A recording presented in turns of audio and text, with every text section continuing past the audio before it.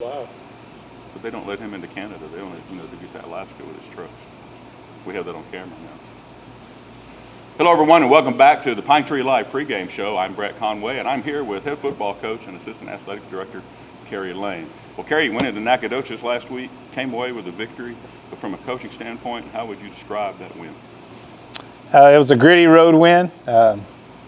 We're still waiting to play our best. I told the kids that very few times in your career do you get to where you feel like you've played as good as you could play. And obviously, this is another one of those times right now I don't feel like we have yet. I think defensively we rose up in some really big moments. We settled in the second half and really adjusted well to how they were trying to attack us. And offensively, we shot our foot off all night. And as the game went on, we struggled to block them big boys that were down there. So we got to get better.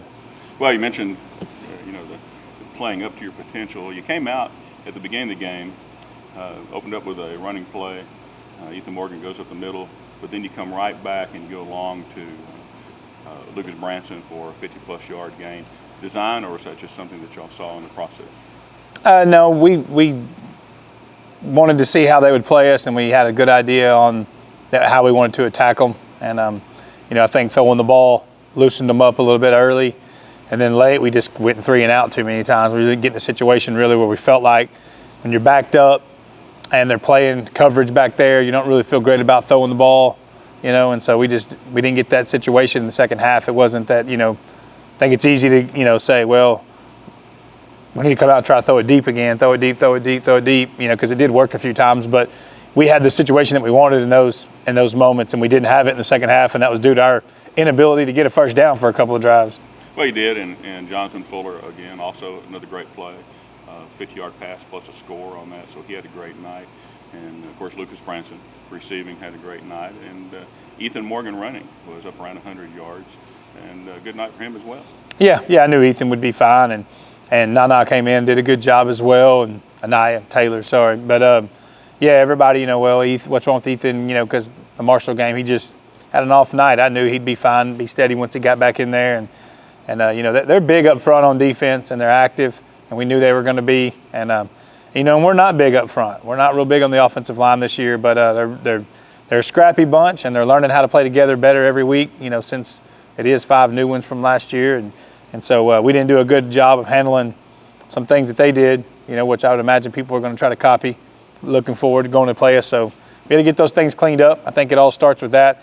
I've always felt like if we can get 2 first downs, we're going to wear on people, we're going to lean on people and out-tough them. And, the other night we did get down there a few times. I think offensively the game came down to us not executing in the red zone.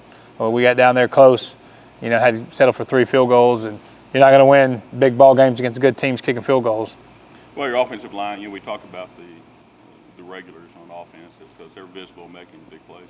But you've got those kids, like you say, on the offensive line that are working hard every week and they're coming along.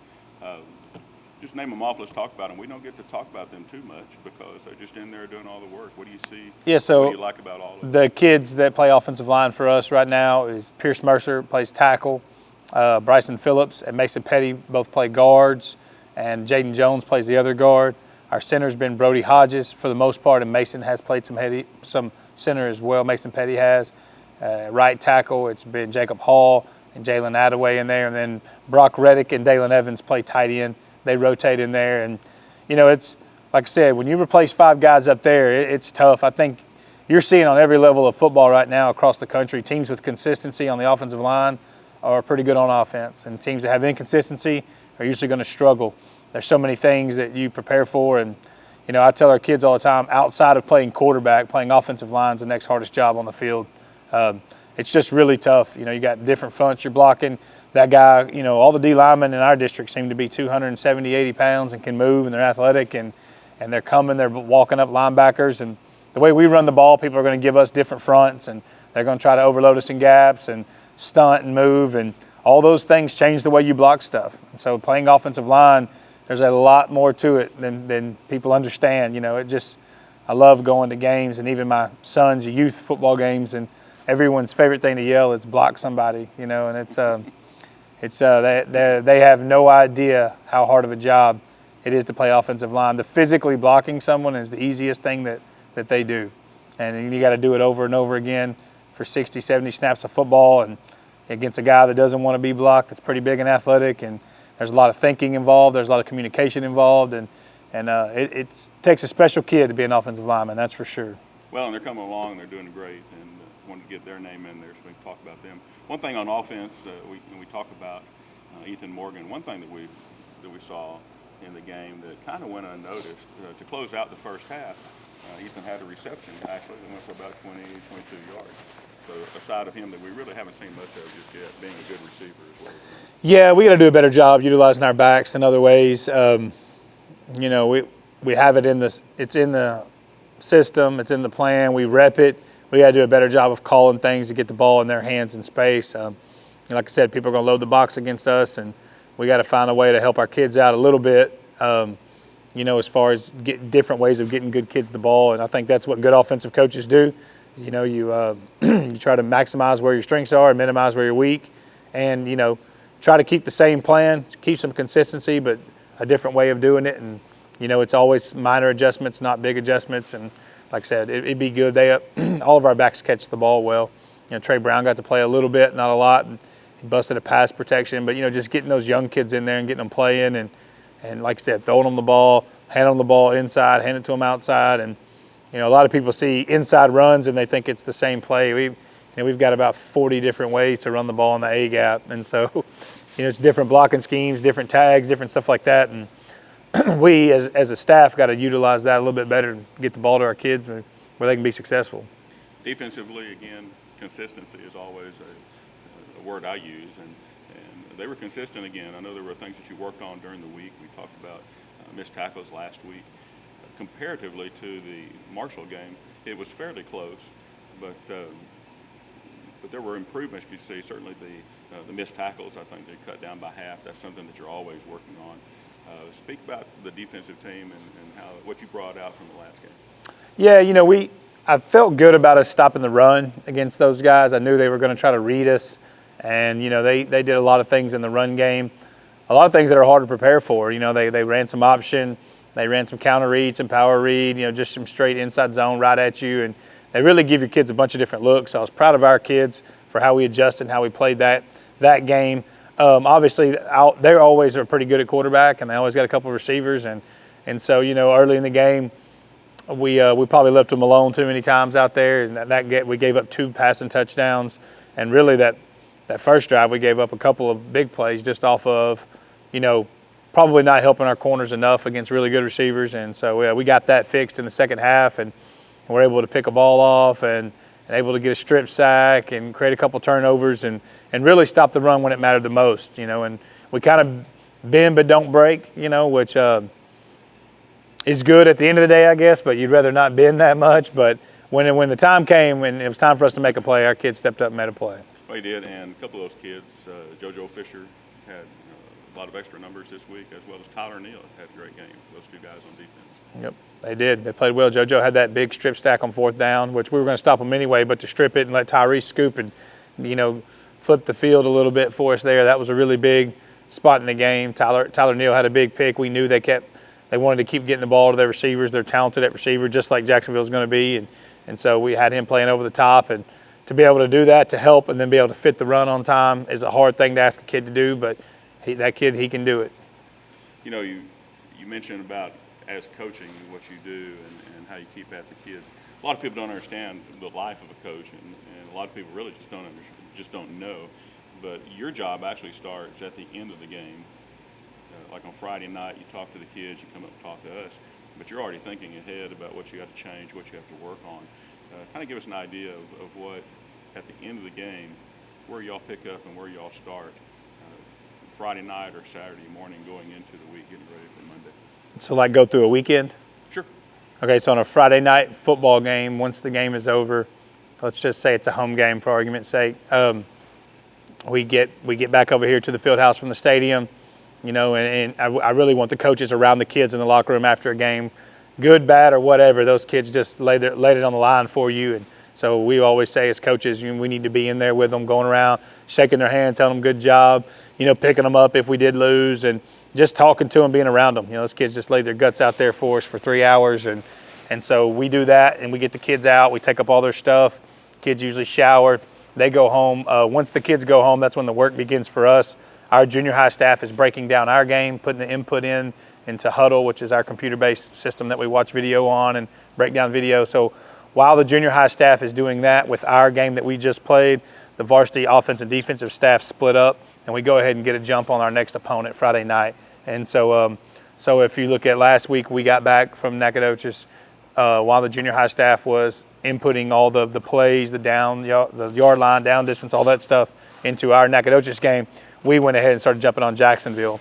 And so we watch a couple of games of theirs on Friday night and just get their personnel down, get their base sets, get on the same page, I guess you could say, on what we're seeing. We don't necessarily talk about how we're going to attack them yet or defend them. We mostly just talk about who they are, what they're trying to do, their kids, look at what kids play both ways, look at what kids play in different spots, kind of get a base look at them. Once our game is done, then we'll watch our game as a staff. So the junior high staff usually gets done about, an hour or so. Takes them about an hour or so to do all that, and then we'll go ahead and watch our game together as well. We're not grading it or anything at this point. We just watch it, just kind of go through as an offense and defensive staff, watch it separately, and just kind of watch, share some thoughts, some things. And anyway, it's good to watch together, make sure we're on the same page on what we're thinking. And so usually that gets us to 1, 2 o'clock in the morning, probably about 2 o'clock in the morning on a Friday night on a home game, a little bit later on an away game. We do that because Saturday we do not come into the office on Saturday. And that's something that obviously I stole that from, from Carthage, Longview, Texas High, a lot of the schools in the Metroplex. I kind of stole that idea from them. Once you get a good staff that you trust, on Saturday by noon, everybody's got to have their breakdown done of all the opponent's video. And so we go into our cut-ups. I usually call both coordinators at some point Saturday just to talk a little bit, but each coach has video responsibilities that they do it Saturday, and they can do it home. Some of the guys come up here and do it. It's just easier.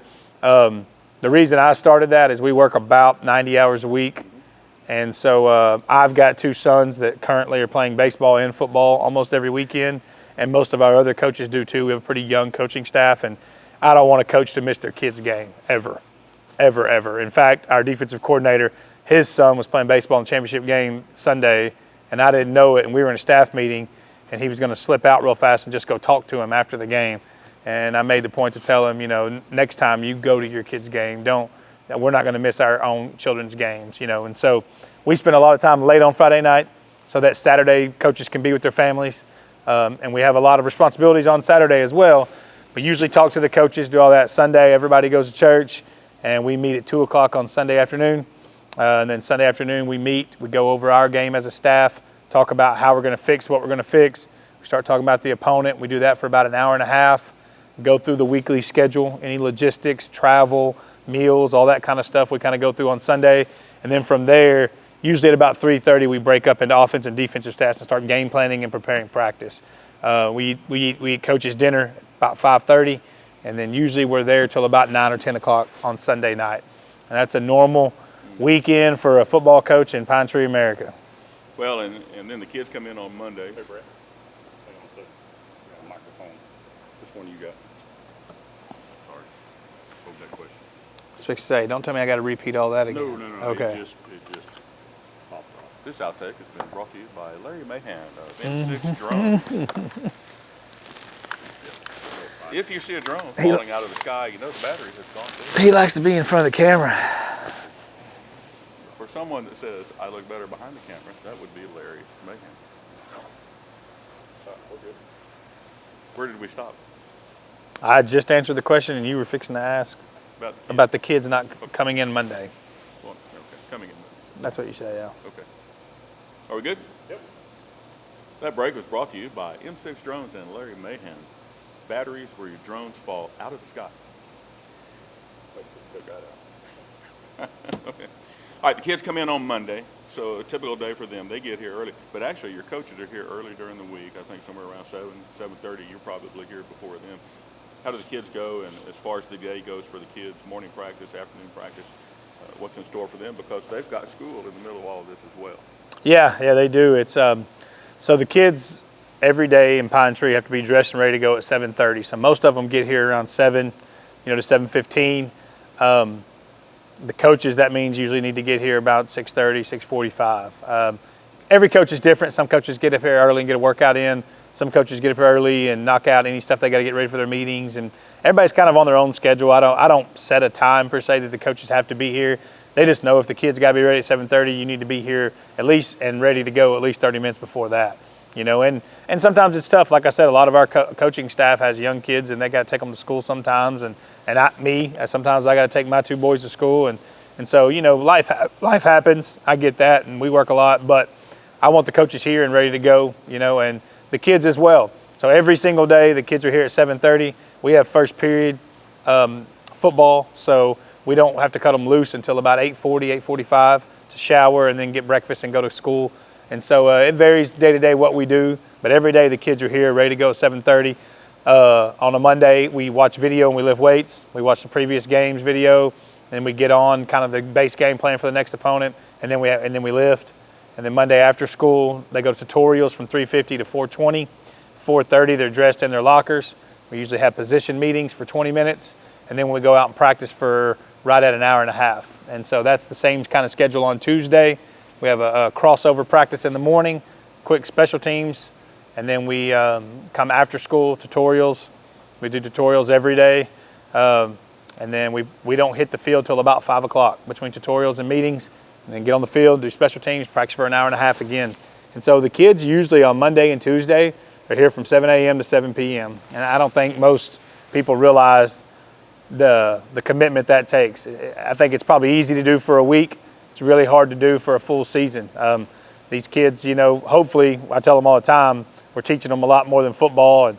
And I can tell you this, if you're a kid that's been in this program and you show up every morning at 7 a.m. and you go to work and then you go to school and then you go to tutorials and then you come back down here and it's 100 degrees and everybody else is leaving the parking lot and you put them pads back on, you get back on that field and you're here till 7 o'clock at night, it's a pretty special kid to be able to honor that commitment. And so I am always proud of our kids, regardless of win, losing, or regardless of how good of a football player they are, or if they're just a guy that plays a little bit on special teams or doesn't play at all. If they can show up and do that every day, it's a pretty special human being. Well, it does, and you're teaching them a work ethic, and that really goes across. It's part of school in general. A lot of people don't realize not only football, but your other programs and athletics as well do the same thing. And as do the academic programs and fine arts, and we just go down the list of what the kids have to do to get ready and to perform whatever program they're in. And then they take that with them when they go into college and on into the workforce. And you can tell the difference. You can tell the difference in the classroom. I'll tell you from experience, it does make a difference. And they come into the classroom, they're tired the next day, but they get things done across the board.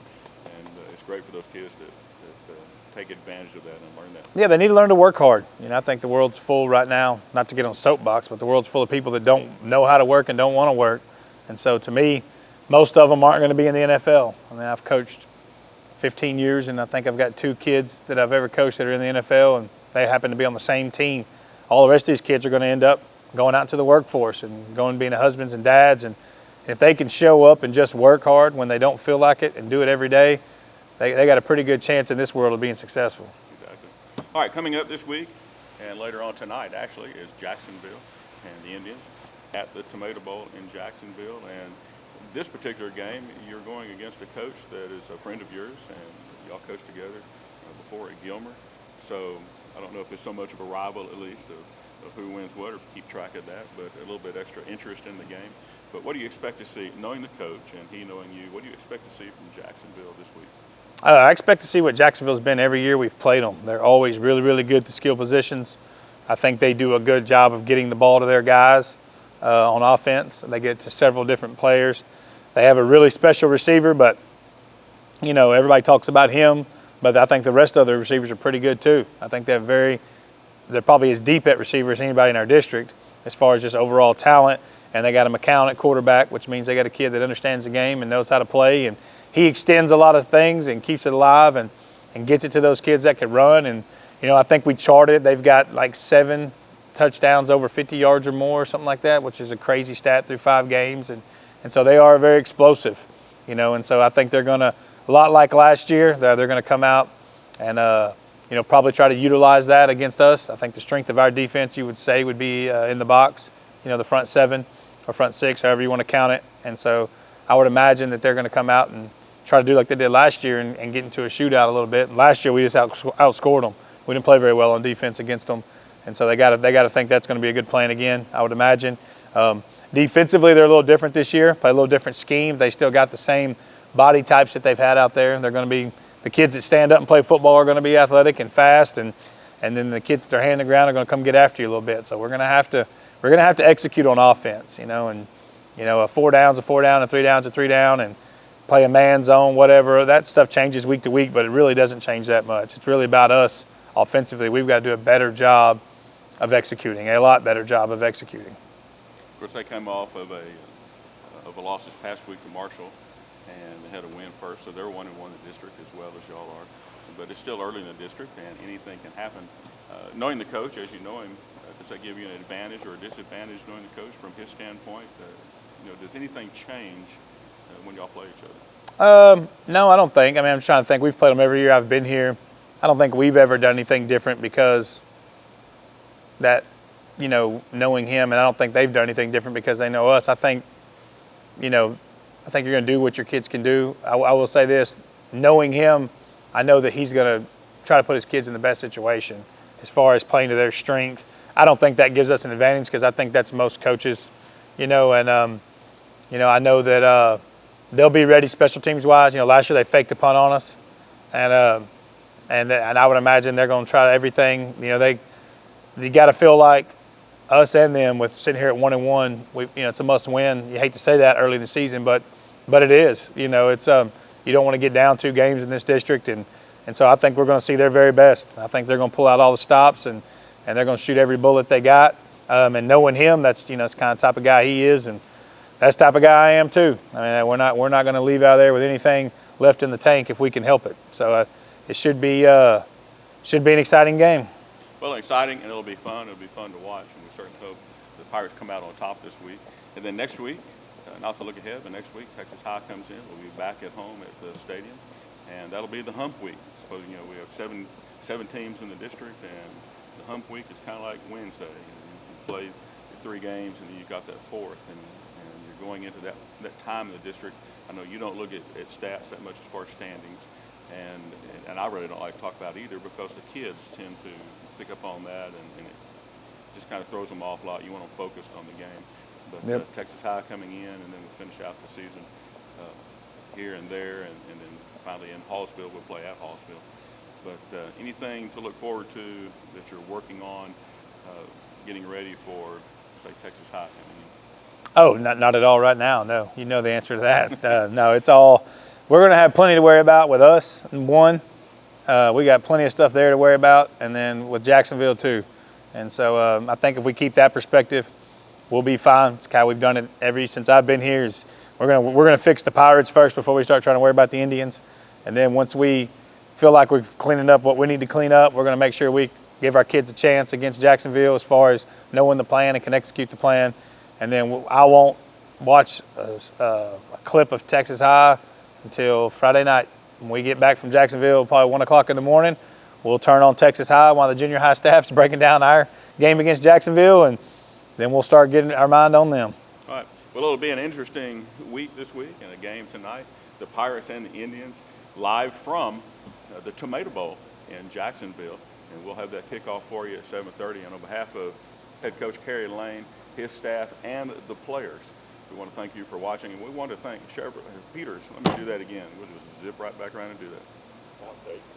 Because I forgot that I was going to not say anything about Peters. Yeah, don't do that. We can't do that. So. Got to pay some bills. That's true. Where's a good place you want me to start? After the. Okay. Do what? You want to do the thank Kerry Lane and the team again? I'm trying to remember what I said when I said it. All right, well, we'll figure it out somewhere. Yeah. Well, Pirates and the Indians tonight kickoff at 7th, and we'll do that again. Don't let it get in your head. Focused here. I haven't been working on things this week like y'all have. So, all right. Well, Pirates and the Indians coming to you live from Jacksonville tonight. Kickoff at 7:30. It'll be an exciting game, fun to watch, and we certainly hope that the Pirates come away with a win. And on behalf of Kerry Lane, his staff, and especially his players. We want to thank you for watching Pine Tree Live pregame show. We also want to thank Peter Chevrolet for their sponsoring of PT Live as well as the pregame show. So again, on behalf of Kerry Lane, his players, and his coaches, thanks for watching. We'll see you at the ball game, and we'll see you next week on Pine Tree Live, the pregame show.